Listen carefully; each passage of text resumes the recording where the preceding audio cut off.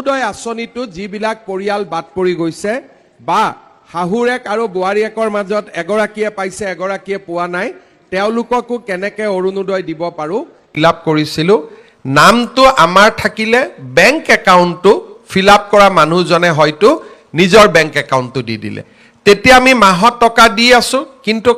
ক'ৰ তাত পাই আছে যে যিটো একাউণ্টৰ নম্বৰ দিছিলে তাত পাই আছে লাহে লাহে আমি বেংক আৰু একাউণ্টৰ নাম আৰু মহিলাগৰাকীৰ নাম একে আছে নে নাই তাক পৰীক্ষা কৰা আৰম্ভ কৰিলোঁ বহুবিলাক আমাৰ খেলি মেলি দূৰ হ'ল এইবাৰ আমি আধাৰৰ লগত ইয়াক যেতিয়া সংলগ্ন কৰিলোঁ ভৱিষ্যতে আমাৰ বেংক একাউণ্টটো হ'ল নামো একে হ'ল আধাৰ তাৰ লগত থাকিলে এতিয়াৰ পৰা অৰুণোদয়ৰ নামত কোনেও খেলি মেলি কৰিব নোৱাৰিব আৰু যাৰ বাবে এই ধন প্ৰদান কৰা হৈছে তেওঁলোকৰ বেংক একাউণ্টতে এই পুঁজি পাবগৈ এইবাৰ যেহেতু আধাৰৰ লগত আমি বেংক একাউণ্ট সংলগ্ন কৰিছোঁ কিছু মহিলাৰ আধাৰ সংলগ্নকৰণৰ প্ৰক্ৰিয়া এতিয়াও শেষ হোৱা নাই সেইকাৰণে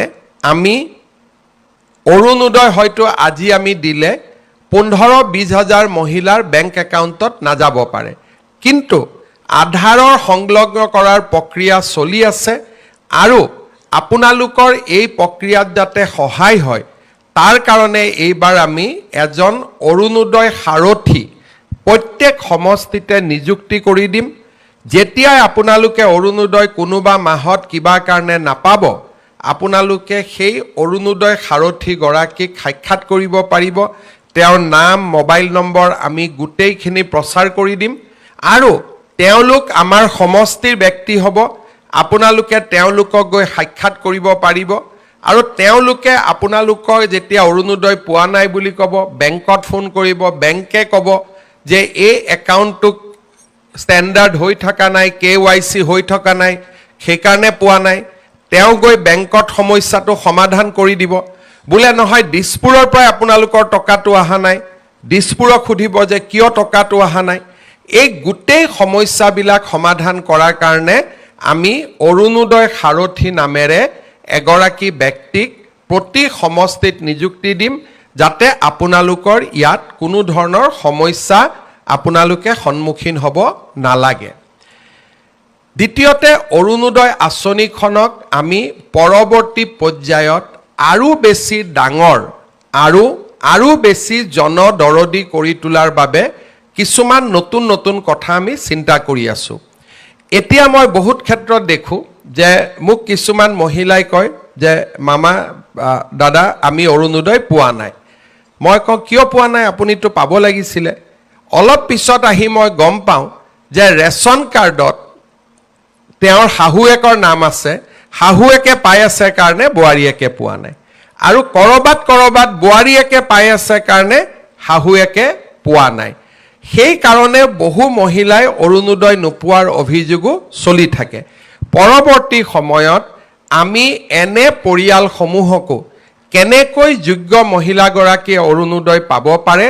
তাৰ বাবে আমি ব্যৱস্থা ল'ম দ্বিতীয়তে নিৰ্বাচনৰ সময়ত মই যেনেকৈ কৈছিলোঁ যে আমি লাহে লাহে অৰুণোদয় পুঁজিৰ যিটো আজি আপোনালোকে 1250 পাই আছে তাকো আমি লাহে লাহে ইয়াক বঢ়াই লৈ যাম তৃতীয়তে আমি আৰু এটা সুবিধা কৰিব খুজিছোঁ যেনেকুৱা আজি মোৰ অৰুণোদয় আমি বছৰত 1250 টকাকৈ যদি আমি 10 মাহত যোগ কৰোঁ তেতিয়াহ'লে আমি অৰুণোদয় কিমান পাওঁ 12,050 টকা পাওঁ লগত যদি আৰু 2 মাহ যোগ কৰি দিওঁ তেতিয়াহ'লে আমি 15,000 পাওঁ আমি 15,000 টকা পাওঁ কিন্তু কাৰোবাৰ যদি প্ৰয়োজন বোলে মই 1250 টকা পাওঁ কিন্তু আজি মই তৎকালীনভাৱে মোক 2000 টকা লাগে 3000 টকা লাগে তেতিয়াহ'লে আপোনালোকক আমি এটা ভৱিষ্যতৰ দিনত সুবিধা কৰি দিম যে আপোনালোকে সুদত কাৰোৰ পৰা টকাটো ল'ব নালাগে অৰুণোদয়ৰ প্ৰায় আপোনালোকে 2000 টকা আগতীয়াকৈ ল'ব পাৰিব পিছত আমি 200 টকা কৰি আপোনালোকৰ পৰা অৰুণোদয়টো কাটি আমি গৈ থাকিম নহ'লে পূজাৰ আগতে বা ল'ৰা ছোৱালী এডমিশ্যনৰ সময়ত আপোনালোকক কেতিয়াবা 5000 টকাৰ দৰকাৰী হয়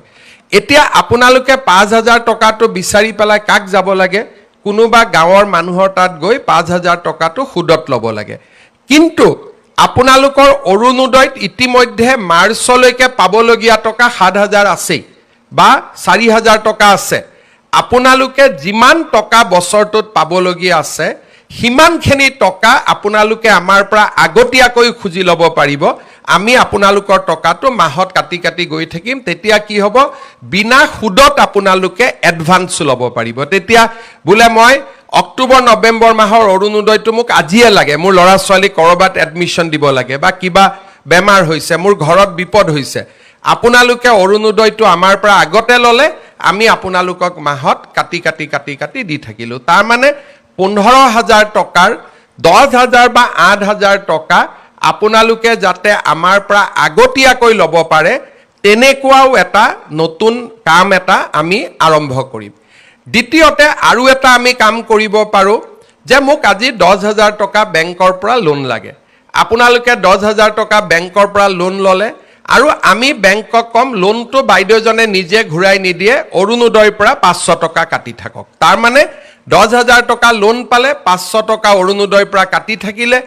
আৰু আপোনালোকে 10,000 টকাটো নিজৰ যি কামত লাগে তাক আপোনালোকে ব্যৱহাৰো কৰিব পাৰিলে। তাৰমানে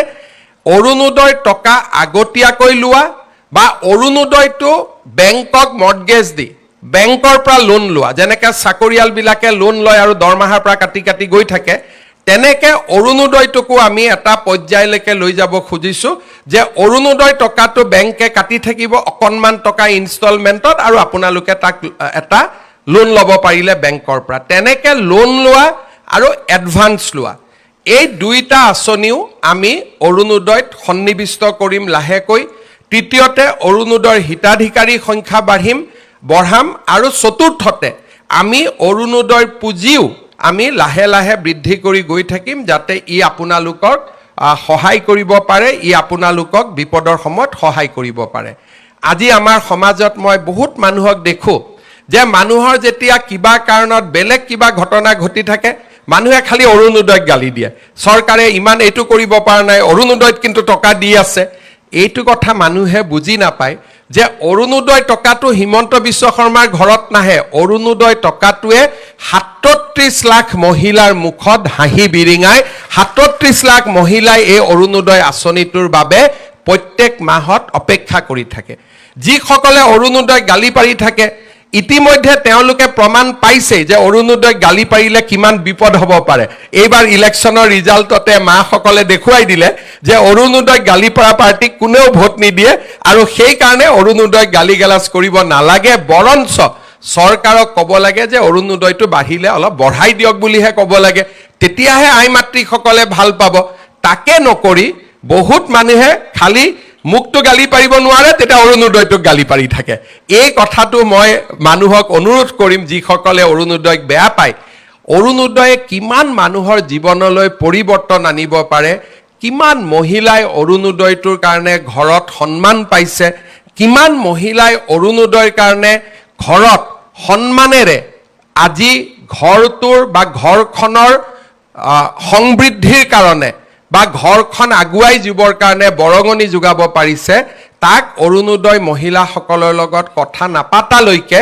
ইয়াক বুজি পাব পৰা নাযায়। আজি আপোনালোকে চাওক যে আমাৰ অৰুণোদয়ৰ 37 লাখ মহিলা আছে, সকলোৰে মনত ইচ্ছা আছে যে শিৱসাগৰ বানপানীৰ কাৰণে আমিও কিবা এটা কৰিব পাৰোঁ নেকি, চৰাইদেউত গৈ আমিও কিবা এটা দিব পাৰোঁ নেকি। আমাৰতো দিব পৰা আমাৰ সম্বল নাই, কিন্তু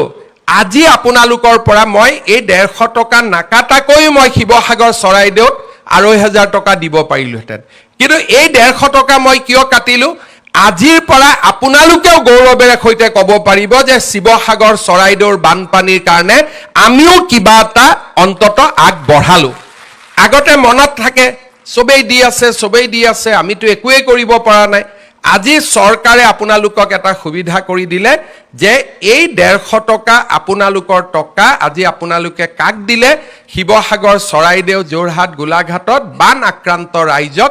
আপোনালোকে আগবঢ়ালে। এইটো মই দিয়া নহয়, আমাৰ অৰুণোদয়ৰ 37 লাখ মহিলাই আপোনালোকক দিয়া পুঁজিৰ পৰা আপোনালোকে 150 টকা আজি